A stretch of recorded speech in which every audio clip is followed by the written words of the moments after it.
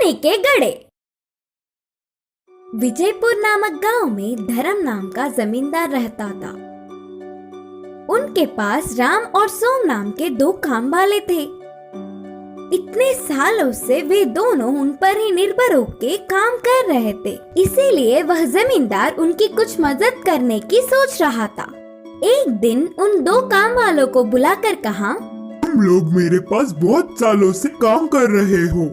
मैं अपने अपने पैरों पर खड़ा होते देख तुम्हारे बच्चे खुश होंगे, इसीलिए हमारे गांव की दक्षिण दिशा की खाली जमीन को तुम्हें दे रहा हूँ। तुम लोगों से जितना हो सके उतना लेकर खेती कर लो। डर के पेड़ों और पत्थरों को हटाने में तो थोड़ा समय लग ही जाएगा, इसीलिए 5 साल तक तुम्हारा कर्ज भी माफ कर रहा हूँ। बोलकर जमींदार ने कहा। जमींदार के बातों से दोनों काम वाले बहुत खुश हुए और तुरंत गांव से दूर उस खाली जमीन में जाकर आजू बाजू में दोनों ही 2-2 गज की जमीन ले लिए। वहाँ के जमीन पर खराब पत्थर और पेड़ों को हटाकर साफ कर रहे थे और ऐसे ही धीरे धीरे खेती का काम भी शुरू करने लगे। एक दिन राम अपने जमीन की खुदाई कर रहा था, तब अचानक उसे एक आवाज से उसके हल को कुछ लगा और उसे बाहर निकालने पर वह सोने के 2 घड़े थे।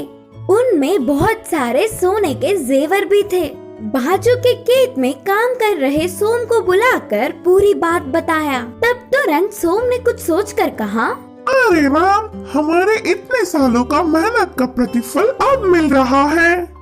इसे हम दोनों मिलकर बांट के खुशी जीवन बिताएंगे। उसके लिए राम नहीं माना और कहा, ऐसे क्यों बोल रहे हो सोम? ये जमीन जमींदार जी की है। इधर मिली हर चीज पर उनका अधिकार है। ले जाकर उन्हें ही दे देंगे। पागल लगते हो। इन सोने के घड़ों के बारे में किसी भी नहीं पता, इसीलिए हम ही ले लेंगे। बोलकर सोम ने कहा, ठीक है, फिर आज रात तक सोच कर बताऊंगा। बोलकर उन्हें घर ले गया राम।